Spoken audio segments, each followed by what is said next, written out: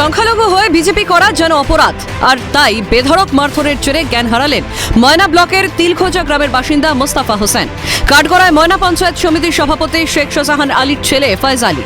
অভিযোগ, মোস্তাফা হোসেনকে ঘাড়, পিঠ ও পায়ে কাঠের বাটাম দিয়ে মারধর করা হয়। পরে স্থানীয়রা তাকে উদ্ধার করে ময়না হাসপাতালে নিয়ে যায়। ঘটনায় ময়না থানায় লিখিত অভিযোগ দায়ের হয়েছে।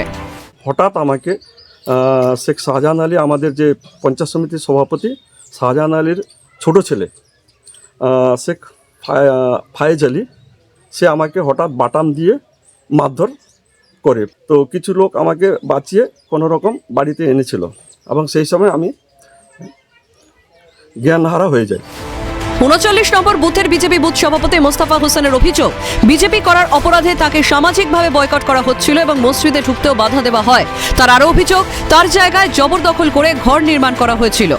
এবং সেই বিজেপি করার কারণ এরা তো টিএমসির পন্ডা, সব এরা টিএমসির লোক, যার ফলে আর এরা দুর্নীতিবাজ। এই দুর্নীতিবাজের প্রতিবাদ করার ফলে এবং বিজেপি করার ফলে আমার জায়গায় জোরপূর্বক জলজমিনে ঘর তৈরি করে দেয় প্রধানের দ্বারা, শাহজাহান আলী প্রধানের দ্বারা ঘর তৈরি করে দেয়। আর সেই প্রধান হলো রেহানা বেগম, উনার নিজের স্ত্রী।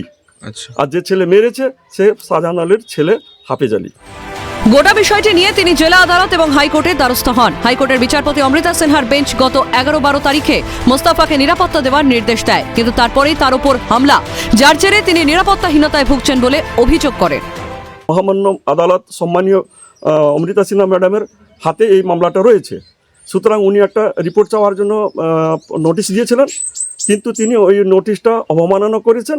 এই গত 11তে অর্ডার দিয়েছে, 11-12 ডিসেম্বরে অর্ডার দিয়েছে যে আমাকে কোনো রকম সেফটির জন্য এবং আমাকে যে কোনোভাবে নিরাপত্তার জন্য একটা আদেশ দিয়েছে। এবং তারপরেও আমি আক্রান্ত হয়েছি এবং এখনো পর্যন্ত পুলিশের তরফ থেকে আসামিদের ধরা হচ্ছে না। যদিও মারধরের অভিযোগ সম্পূর্ণ অস্বীকার করেছেন ফয়েজ আলীর দাদা হাফেজ আলী। তার দাবি, উল্টে মোস্তাফা ফয়েজ আক্রমণ করে মারধর করে জামা ছিঁড়ে দেয়। আরও জানিয়েছেন তিনি, মোস্তাফা হোসেন এলাকায় দীর্ঘদিন ধরে তাণ্ডব চালাচ্ছে, বিনা দোষে বহু মানুষের নামে কোর্টে অভিযোগ দায়ের করে হয়রানি করছে আর হুমকি দিচ্ছে। তিনি গায়ে পড়ে ভাইকে মা বাবা তুলে গালাগাল করে এবং তাকে তার বাইক নিয়ে এসে যাচ্ছিল খেইতলা বাজারে, তখন সে তাকে লাঠি সোটা নিয়ে আক্রমণ করে এবং তার জামা টামা ছিঁড়ে দেয়। আমি ভাইকে বলবো, গোটা শরীরে ওকে মেরে টেরে বহু রকমের সে নিজেকে বাঁচানোর জন্য গাড়ি ছেড়ে পালিয়ে যায়। এমতো অবস্থায় সেই মোস্তফা হোসেন সে পড়ে যায়। অপরদিকে বিজেপি বিধায়ক অশোক দিন্দা আক্রান্তের বাড়িতে দেখা করতে গেলে পাড়া প্রতিবেশী তাকে ঘিরে অভিযোগ করেন। আহত মোস্তাফা হোসেনকে নামাজ পড়তে কেউ বারণ করেননি বলে দাবি করছেন প্রতিবেশীরা।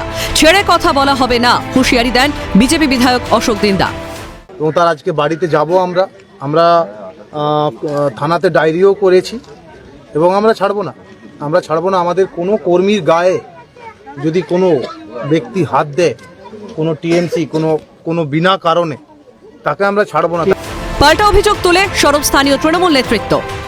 তিনি তার ধর্মীয় স্থানে যেখানে উনি নামাজ টামাজ পড়তে যান, এখানে গ্রামবাসীদের মুখে শুনলাম, তো সেখানেও তার কয়েকজন মানুষের নামে তিনি কেস করে রেখেছেন এবং তাদের সঙ্গেও তার সম্পর্ক ভালো নয়, তাদের সঙ্গে খারাপ ব্যবহার করছে। সবশেষে দুপক্ষই ময়না থানায় অভিযোগ জানিয়েছে। নির্বাচন এগিয়ে আসতেই তপ্ত হচ্ছে বঙ্গের রাজনীতির মাটি, ঝরছে রক্ত, যাচ্ছে প্রাণ, নির্বিকার প্রশাসন। কোথায় যাবে সাধারণ মানুষ? প্রশ্ন তুলে ক্লান্ত বাংলার মানুষ। মেদিনীপুর থেকে জাহাঙ্গীর বাদশার রিপোর্ট, ক্যালকাটা নিউজ।